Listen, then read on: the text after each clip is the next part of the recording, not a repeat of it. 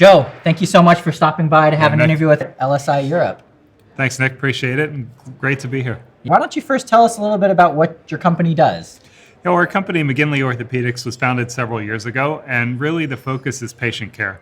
So we wanted to integrate technology into orthopedic power tools and orthopedic products to make a difference and change the standard of care.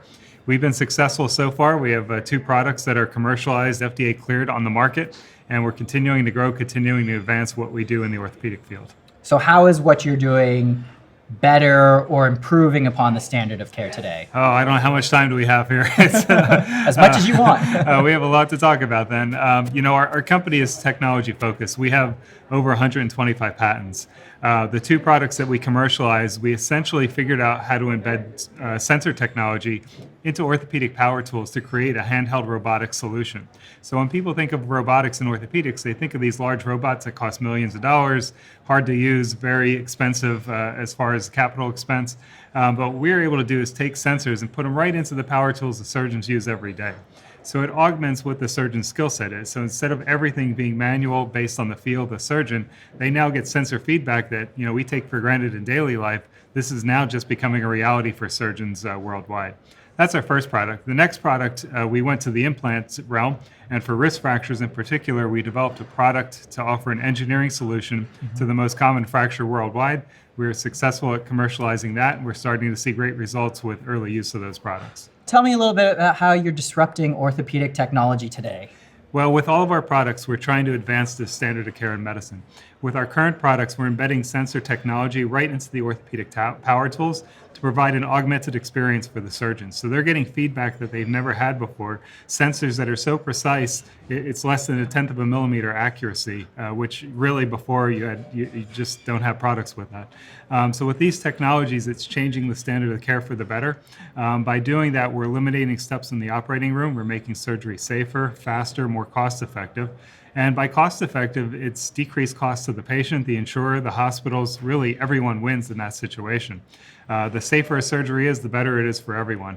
It helps the patient decrease risk of complication because they're out of the operating room sooner. It allows the surgeon to have a more efficient OR schedule. It decreases the number of times that you may need to reoperate on patients. So by doing that, we're innovating the edge of medicine and we're changing the standard of care. Tell me a little bit about this innovative financing route that you're taking right now. Well, at McGinley Orthopedics, we innovate not only in our products and our technology, but also in investment. So we looked at how can we do investment better? How can we fund our company in a non-traditional means? We started out with Reg D financing. That's how we funded our company to date. We raised over $20 million doing it that way. But now we need to scale. We need to bring our products to the market. We need to grow our sales team. We need to get to the market at a much larger scale. So we looked at the ways to do it. There's traditional ways through private equity, investment banking, debt financing.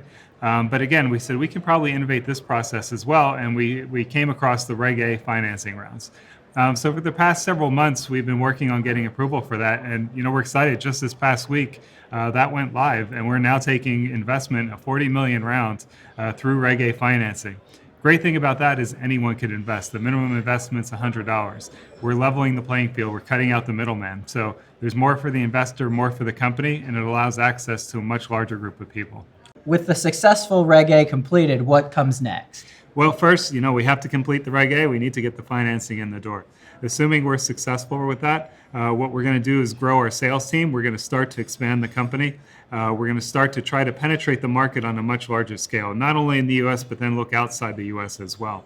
In addition to that, we have several products that are near commercialization stage. As you're aware, it's fairly expensive to commercialize a product. You have to get it through the FDA, you have to have all the proper testing, and then you have to manufacture. So with these funds, that's going to allow us to develop these other innovative products so that next year when we come, we have 2 or 3 additional products we can talk about, and the company continues to grow and head in the right direction. Give me a little teaser. What's the next product you're most excited to bring out? If I answer that, the engineers might get mad at me. But, there's several on the list. Some are capitalizing on our current products to make us more viable, even with our current platform. One of that is what's called percutaneous pinning or wire fixation of fractures. That we're very close on. We're also looking to have a software specific for spine surgery. That's also very close to being finished. That gets us into a whole nother market in orthopedics with spine surgery. And then beyond that, we have some really cool technologies in integrated navigation. We have software management as far as inventory management for hospitals. So really, there's no limit at that point. Once we keep going and the software continues to develop and these products continue to develop, it just creates sort of cultivates an environment of innovation and products that will help the hospital and help the surgeons. So Joe, what brings you to LSI Europe this year? Well, it's great to be here just outside of London. Beautiful location, beautiful facility. It's great to be able to officially announce the Reg A round. I just had my presentation this morning. We officially launched the round this past week. And what our goal is this week is to meet strategic investors, meet anyone who really wants to invest in startups at an early stage and have those conversations. We're also looking for partnerships. There's strategic companies here that can help with partnering, both on the sales side as well as introductions to some of the larger companies in the orthopedic market. It's a multifaceted approach to growing the company here at LSI. But this is where it started. This is where we learned about the Reg A financing. This is where we learned about some of these innovative approaches. And timing worked out perfectly that round launched this week as we are arriving here in London. That's great. That is fantastic timing, really. Joe, is there anything else you want to share with us while we've got the cameras on you? Yeah, I would encourage individuals to take a look at the investment. This is new. So for the first time, anyone really can invest and be part of early company startups and be part of that opportunity to increase your wealth. Previously, you'd have to finance through private equity, through investment banks, and most individuals don't have access to that. By doing this, we're leveraging the playing field, we're leveling the playing field, we're allowing anyone to have access to investment, and they can invest whatever amount they want, from $100 up to $40 million if you like. So you get to control. And then the great thing about that is you can be part of change in medicine. We didn't talk about that much, but what our products do are change the standard of care. In life in general, you really don't get the opportunity often to be part of change. This is a direct opportunity. This is the type of surgeries that everyone knows at least one individual that has had an orthopedic surgery. These products could be used in those surgeries, and you could be part of that difference. You can help actual change in the standard of care of medicine. So commercialization, scaling up, do you have a long-term strategy, perhaps an exit in mind? Well, every good business plan has an exit strategy. If not, you should consider it another investment. So we've thought about our exit strategy, and because of the position that our company's in, we actually have several options. We can continue to grow organically and continue to develop products, continue to cultivate sales. However, the number one target is acquisition. We're primed for acquisition by a larger company. We would fit in well with a lot of the large OEMs that are out there, a lot of the strategics that are out there. Our products complement, they don't really directly compete with current products on the market. So there'd be a nice fit with several of the larger companies out there. Also, the way we have it set up with our different product lines and product families, there's also opportunities for licensing of the products, even asset acquisitions of certain products in general, if that fits with the strategy of another company. So we're in a very nice position. Also, with the Reg A, it's you can raise $75 million a year through a Reg A offering. We have the opportunity to continue in that direction, and it also sets you up to take the company public. So really, we have ample opportunities for an exit strategy. We're not sort of pigeonholed into one particular strategy. We look at that continuously and see what's going to work best for our company, work best for our investors, and what's going to work best for patients. Joe, I believe you're headquartered in Wyoming. That's a pretty interesting spot to be a medtech company. Tell me about it. We're starting the medtech hub of the United States in Casper, Wyoming. All joking aside, it's a wonderful place to be and start a medtech company. We have great people. We have a great industry. Our company's vertically integrated. So not only are we headquartered there, we have a manufacturing facility just 20 minutes outside of town that's FDA registered, as well as has aerospace manufacturing certification. So it's one of the most high-tech manufacturing facilities, not only in the state, but in the country. But this is all right in Casper, Wyoming.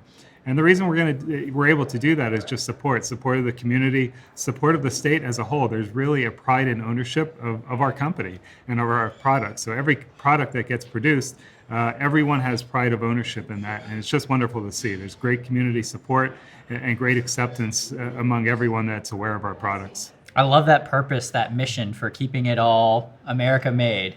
That's great. Yeah, that's worked out really well, especially with COVID and disruption of supply chains. We didn't have that issue because we had our own manufacturing facility.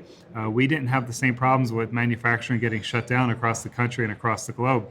We really had very little disruption of our timescale of development. So that was something that we thought of, not obviously not COVID, but we thought about supply chain and supply chain risks and said, how can we make our company more secure? How can we make it stronger? We said having manufacturing in-house where you can control not only the quality of your product, but the timeline of your product and cost, we saw that as a benefit. So we invested in manufacturing early, and boy, has that paid off. I mean, it's wonderful now, if a surgeon comes to us and has an idea on a new product or a new prototype, we have engineering in-house, so we can design it and prototype it in-house. We have 3D printing. We can make a quick prototype, see if the concept works. And then we can just go right down to the manufacturing facility and present something almost in final form, sometimes in less than a week. So it's pretty impressive. It's a great luxury that we have and allows us to really keep pushing the timeline and pushing the edge of medicine. So with this self-contained medical hub that you're building in Wyoming, is it strictly orthopedics? Can you go beyond that? Hey, we don't put limits or boxes around ourselves. So at our manufacturing facility, when we upgraded everything, it became more high-tech, being more automated. Because of that, we had now downtime and availability on our machines. Right around then, there was a big need for manufacturing here in the United States. So we were able to contract manufacture with other suppliers. Even other big orthopedic companies had problems with their supply chain, and they approached us to make some of their products at our facility in Wyoming. So we do have an alternative revenue stream of products outside of medicine. We even make products for the mining industry. We're in Wyoming, so mining's big. We make a lot of parts for hard rock mining. Our parts go up to Alaska and some of the gold mines. It's pretty impressive to see what we're able to produce from something very tiny that goes into a patient to something very large that's going to a big mining rig up in Alaska. So full scale alternative revenue streams, it's great. The biggest problem with the manufacturing facility is when you go down there and you start watching the machines work, you never want to leave. So eats up your time. That's brilliant. Well, Boston, Minneapolis, and now Casper, Wyoming. That's right. Great. I love it. Med hub of the U.S. You mentioned that you've commercialized a wrist plate. Could you tell me a little bit more about that? It brings us full circle as far as the story of McGinley Orthopedics. Our company was founded and started with a dinner discussion regarding a fracture of a wrist that had a screw that was too long. We developed the IntelliSense drill to sort of fix that problem, but then we came back and said, well, can we actually make the plating system better? And right now, the plating systems are essentially two-dimensional. When you reduce a fracture, you put a plate on it and allow the bones to heal. What that depends on highly is the skill of the surgeon to make sure that fracture is aligned correctly.